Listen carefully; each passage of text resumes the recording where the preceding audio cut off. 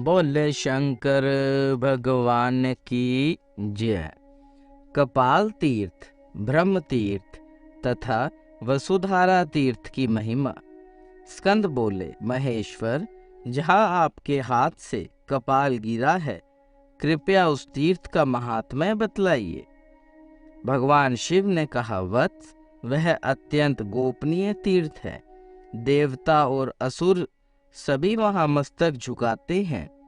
ब्रह्म हत्यारा मनुष्य भी वहां स्नान करने मात्र से शुद्ध हो जाता है। पाप मोचन कपाल तीर्थ में 5 तीर्थ हैं। उनमें किया हुआ स्नान, तप और दान सब अक्षय होता है। वहां विधि पूर्वक पिंड दान देकर पितरों को नरक से उद्धार करें। यह पितृ तीर्थ कहा गया है। वहां तिल से तर्पण करने पर पितृ उत्तम स्वर्गलोक को जाते हैं।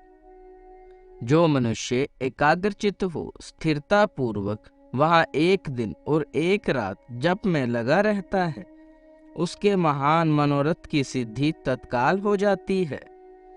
स्वामी कार्तिकेय ने पूछा, पिताजी, ब्रह्म तीर्थ कहाँ है और उसका फल कैसे बताया गया है?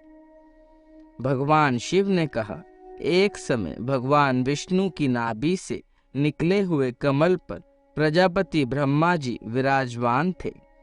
उसी समय मधु और कटब नामक दैत्य ब्रह्मा जी से वेदों को चुराकर चले गए। तब ब्रह्मा जी ने भगवान विष्णु के द्वारा प्रतिपालित बद्री तीर्थ में आकर उन्हें प्रणाम किया और उन सनातन भगवान की स्तुति की। तब भगवान श्री हरि हयग्रीव अवतार धारण करके एक कुंड से प्रकट हुए। उनके हाथों में शंख, चक्र आदि आयुध शोभा पा रहे थे। उनकी कटी में पीतांबर सुशोभित था। श्री अंगों की कांति श्वेत थी। वे 4 भुजाधारी भगवान हयग्रीव दर्पण रूप दृष्टि से सब ओर देख रहे थे। उनका स्वरूप अद्भुत था।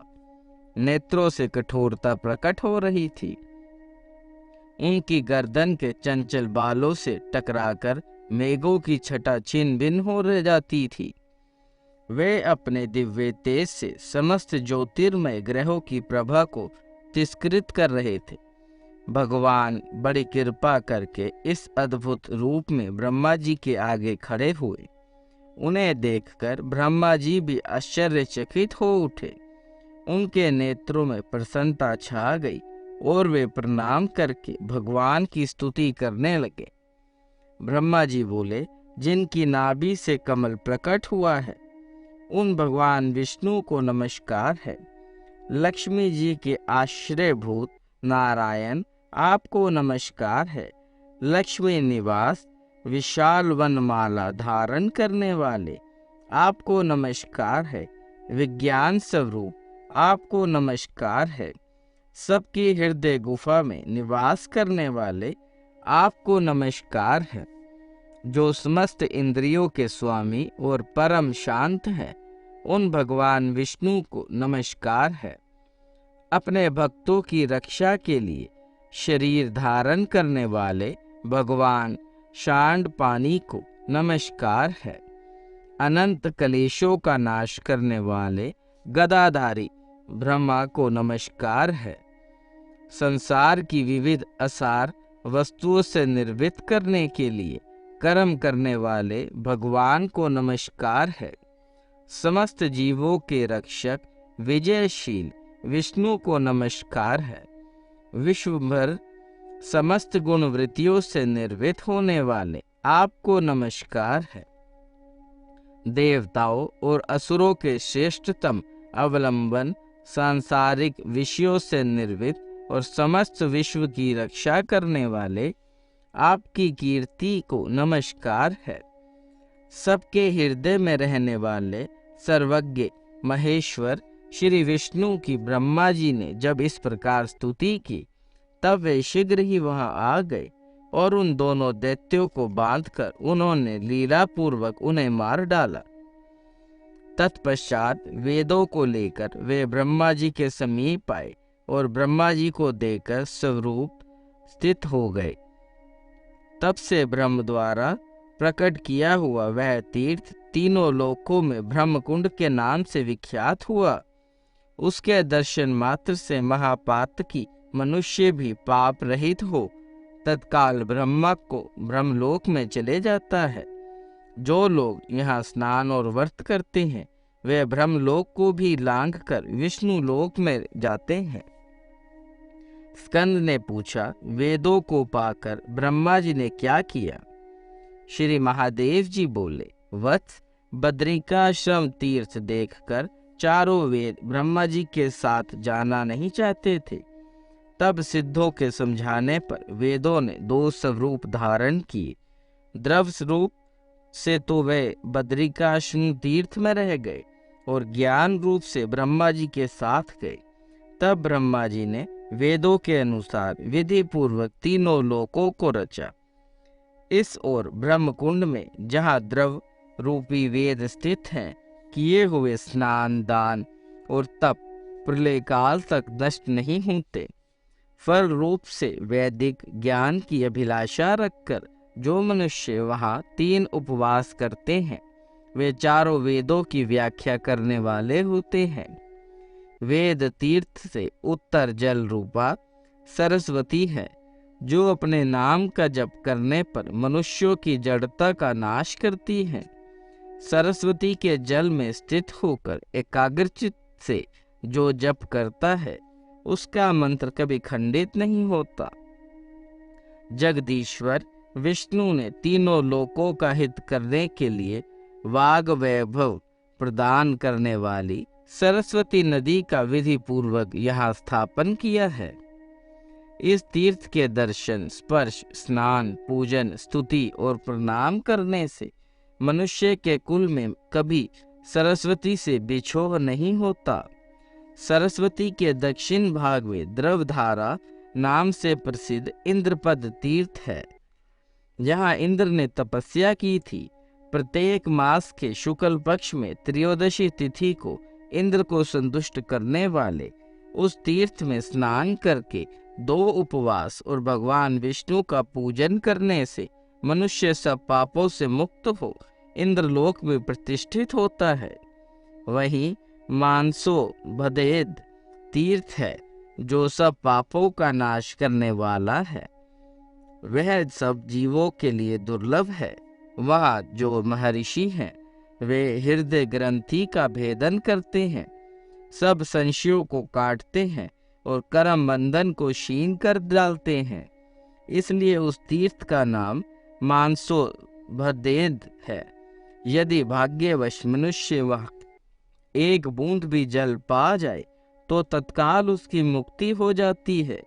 जो मन के विषयों को जीत चुके हैं, जिनकी बुद्धि अत्यंत तृष्ण है और जो फल, मूल एवं जल का आहार करते हैं, ऐसे महर्षिगण यहाँ की पर्वतीय गुफाओं में निवास करते हैं।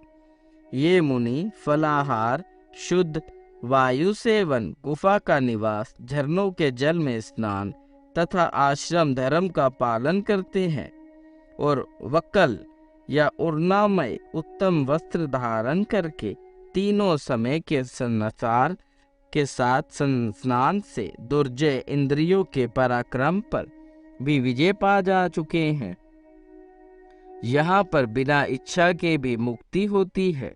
यदि कोई प्रमादवश किसी वस्तु की कामना करता है तो उस कामना के अनुसार फल भोग लेने पर उसकी मुक्ति हो ही जाती है। मानसो भद्वेद तीर्थ से पश्चिम वसुधारा नाम से प्रसिद्ध एक मनोरथ तीर्थ है। कहते हैं कि त्रिलोकी में बद्रिकाश्रम सब तीर्थों से श्रेष्ठ है। यह बात नारद जी के मुंह से सुनकर सभी वसु वहां गए। उन्होंने पत्ते चबाकर और जल पीकर वहां बड़ी कठोर तपस्या की। इससे उन्हें भगवान का दर्शन प्राप्त हुआ और वे आनंद में डूब गए। इस प्रकार नारायण देव का दर्शन करके उनसे मनोरम वरदान के रूप में हरि भक्ति, सुख और ऐश्वर्य पाकर वे बहुत प्रसन्न हुए। इस वसु तीर्थ में स्नान और आचमन करके भगवान जनार्दन का पूजन करने से मनुष्य इहलोक में सुख भोगता और अंत में परम पद को प्राप्त होता है। यहाँ पुण्यात्मा पुरुषों को जल के मध्य से ज्योति निकलती दिखाई देती है, जिसे देखकर मनुष्य फिर गर्भवास में नहीं आता। यहाँ 3 दिन तक पवित्र हो उपवास और भक्ति पूर्वक भगवान जनार्दन की पूजा करने से साधु पुरुष सिद्धों का दर्शन पाते हैं।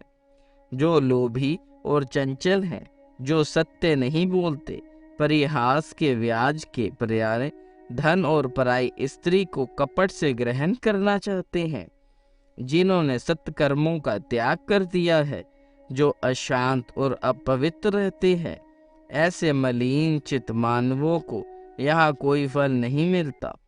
जो साधन संलग्न शांत एकाकी और विधि मार्ग का पालन करने वाले हैं, उनके द्वारा यथाशक्ति किए हुए जप तप होम दान और व्रत आदि कर्म यहाँ अक्षय फल देने वाले होते हैं।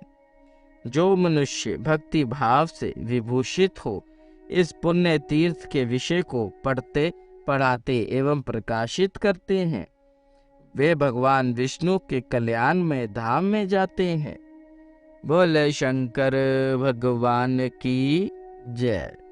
देव देव महादेव करुणा निधान भक्त वत्सल्य शिव शंकर भोलेनाथ प्रसन्न होइए त्रिलोकीनाथ। सदैव अपने चरणाविंदों में लगाए रखे, सद्बुद्धि प्रदान करे।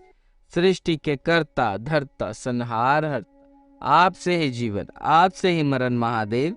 बच्चा पुल्लनहार तुसी बख्शनहार त्रिलोकीनाथ, कृपा दृष्टि बनाए रखे। हर हर महादेव।